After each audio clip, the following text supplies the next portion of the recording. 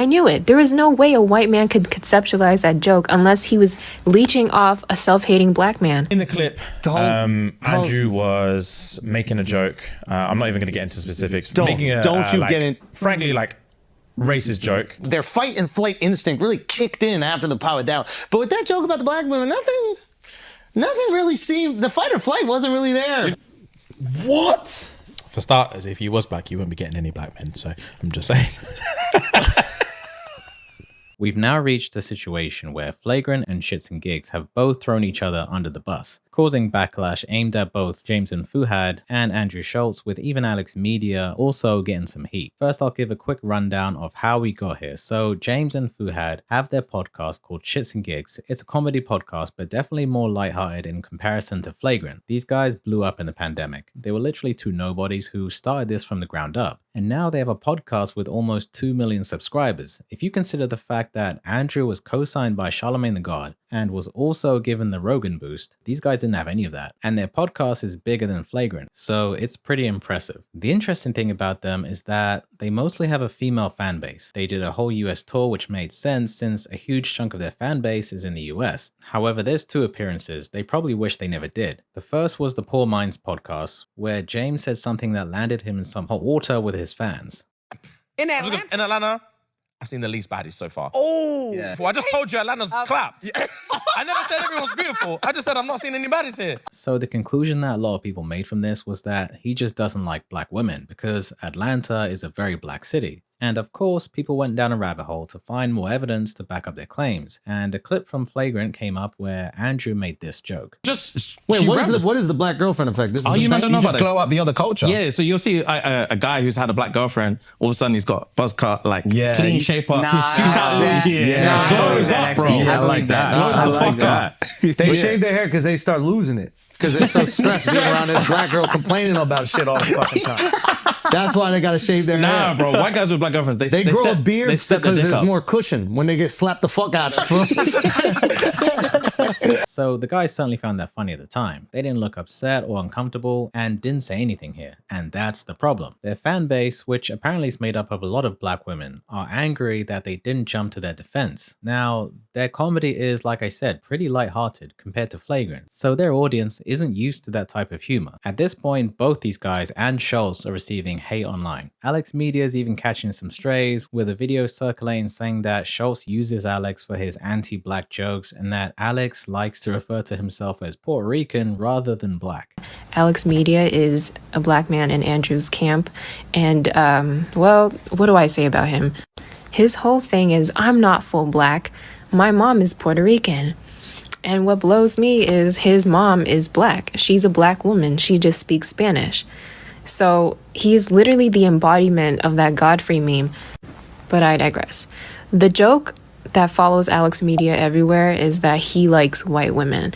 And the rest of the crew is joking, saying, wow, I can't believe you would waste such a great hairline on white women.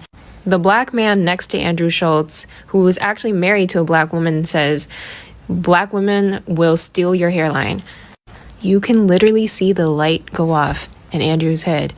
And then he takes that little bit and he runs with it. I fucking knew it. I knew it. There is no way a white man could conceptualize that joke unless he was leeching off a self-hating black man. The arguments are getting a little ridiculous. Alex has even responded and said that both him and his mother have been getting harassed. Now, James and Fuhad decided to do an apology video, which pretty much threw Andrew Schulz under the bus. So, of course, Schulz is upset, and I don't blame him. They're apologizing for not calling Schulz out. They said that Andrew made a racist joke and that they wish they would have gotten angry, kicked over the cameras, and I don't know, put him in a headlock or something to show that they take insults of black women seriously. This apology is pretty much adding legitimacy to the idea that Andrew Schulz went too far and that they all did something wrong. So Andrew reacts to this apology, at first trolling them, and then he had some serious words towards the end. Any listeners here that are upset at us, we just want to let you know that you're going to stay upset. Okay, what we're not going to do is sit here with our dicks tucked between our legs apologizing on the podcast for jokes. Okay, matter of fact, we have a new apology video that we should definitely watch. We just wanted to address something that's happening at the minute. This past weekend, there's been a couple of clips going around from when we did a session on the Flagrant podcast while we were on our US tour. And yeah, there were a few jokes made that were incredibly inappropriate. One specifically pertaining to black women. Yep. And in the clip, Andrew was making a joke. I'm not even going to get into specifics. Frankly, like racist joke. Yeah. And we were laughing at it. And to give, there's first of all, before we get into like specifics or anything like that, obviously there's just literally no excuse. Pause. There is no excuse. Agreed. Pause. There's no excuse. There's no fucking excuse.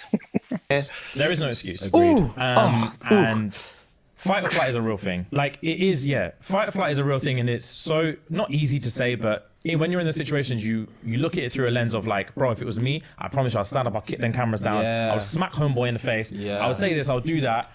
But when you're in there, you're in shock. You're in shock, and all you want to do is move on. Yeah, bro, Pause. move on is the fuck. I've been there. I know what that's like. When you're just having fun and laughing with the boys, and you're like, I just can't wait to move on from this. Don't you know that feeling when you experience the fight or flight and then you just laugh?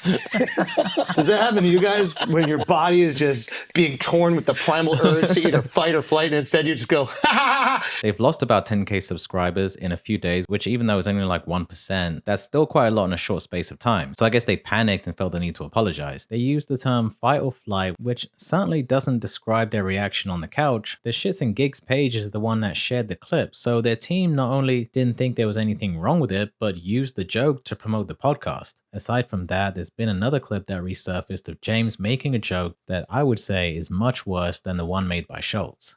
She wants mixed race kids, like her heart is set on it, so she wants a black man. That's all she goes for, black men. And there's this girl that she used to watch on a TV show who was obviously black. She was like, oh, I wish I was her. I'm thinking, what? Jesus Christ. She kept on saying, oh, I wish I was black. I wish I was black. I'm thinking, Jesus Christ. What? For starters, if you was black, you wouldn't be getting any black men. So I'm just saying.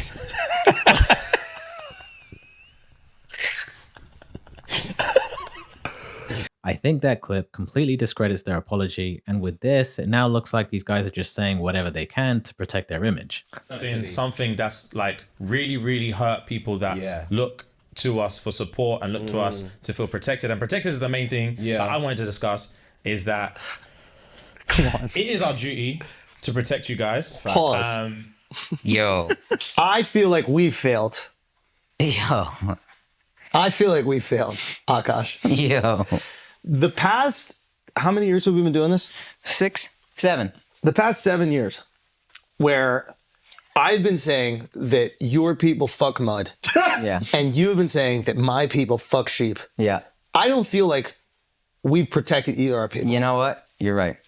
You're right. And it's our duty to protect people. I think this response is pretty much what everyone was expecting. There was no way Schulz was going to apologize or acknowledge that he did anything wrong. He's made much worse jokes than that. Now, the reaction from Akash, Mark, and Alex is that they feel pretty bad for them. They obviously were fond of James and Fuhad and understand that they just have a completely different type of audience. It really seems like their core audience is upset. It's not like Chappelle, where you had a bunch of people angry at his trans jokes, and likely none of those people would go to his stand-up shows. So he barely lost any fans. With these guys, it's different. So the guys on the couch, I think, empathize with them. But you can tell Schulz is salty. Even after trolling, you can see that Andrew is clearly pissed off at these guys, because he mentions not only once, but twice that they asked to take a bunch of stuff from the episode and chose to leave this part in. You know what's mad funny about this? Is that they had shit that they asked to take out the episode. You know what they didn't ask to take out?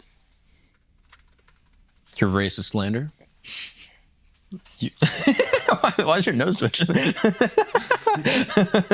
They had shit. Their producer, whatever, was like, hey, we really think that's inappropriate. We'd like to take that out. That's very uncomfortable. Their fight and flight instinct really kicked in after the power down. But with that joke about the black women, Nothing really seemed, the fight or flight wasn't really there afterwards. Your delivery was too. That you have empowered those people that are trying to cancel you. Remember, the people trying to cancel you get off on you being canceled. You having to come out and apologize and bend to their whim and change the disposition of who you are. And it is a change, right? Because you had the ability to edit it out. You chose not to edit it out. Didn't mean anything to that. You only want to edit it, or you only want to talk about it now because of the negative reaction. If nobody reacted to it, you wouldn't go back and be like, we feel horrible and we have to protect our community and all this other bullshit you're saying. This added fuel to the flames since it contradicts James's description of their time on the podcast. They watched the whole thing and asked for stuff to be cut out and felt that this particular joke was okay. The same joke that they claim put them in fight or flight mode. So Schulz is throwing them right back under the bus, returning the favor. Now, I think deep down, Schulz is pretty upset. You can tell the guys on the couch weren't as into the trolling as Schulz. And considering how much they laugh at every joke he makes, at least at first, you can tell they feel a little bad for James and Fuhad, but Schulz doesn't seem to feel the same. And that's not only because they threw him under the bus, but I think because of all the attention he's now receiving. He now has a lot of people online calling him a racist. There's been news articles, even his ex-girlfriend has now been claiming that he's a racist. And all of this could ignite the old complaint that some people had about Schulz. If you've seen my video on his feud with Adam22, one of the things that annoyed Schulz was Adam's question about the culture vulture accusations. This is a question that I really wanted to throw out there. Andrew, you've been criticized most recently by Joe Budden. People like to claim that Andrew Schulz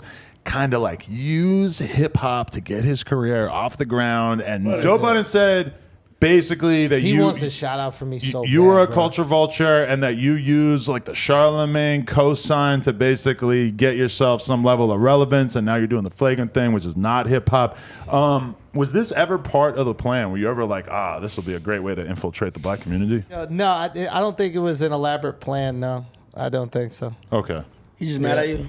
Say again? For he just mad at you? Nah, I don't know. I don't know what his whole deal is. You see Andrew, his mouth crooked to the side is something. Yeah. So with that accusation and now this outrage, it's certainly not a good combination to have on your record. So I could understand if Andrew is now a bit on edge. And since this apology backs up the notion that Andrew was in the wrong, that he was being a racist, it must be infuriating. The good thing for Andrew though is that his fans are used to those types of jokes, so he's certainly not losing any sleep on ticket sales being affected. But Andrew is doing more acting roles. He was just in a movie called The Thicket. He said in the past he wants to do more acting, and if this outrage sticks around, it could deter studios from working with him in the future, so it could cost him later down the road. And these things have a tendency to pile on. Schulz has been called out for a bunch of things this past year. There was that awful podcast with Whitney Cummings, the Shane Gillis Down syndrome issue, the thing with the infamous special deceiving fans. He had the Steiny drama, the Jeff Wittick drama, the Adam22 thing. At this point, there's likely a lot of podcasters who secretly or openly do not like Schulz. That's a lot of negative energy. But personally, I don't think this joke was that bad. Let me know what you guys think of the whole thing. If you enjoyed this video, hit the like and subscribe. I'll see you guys on the next one.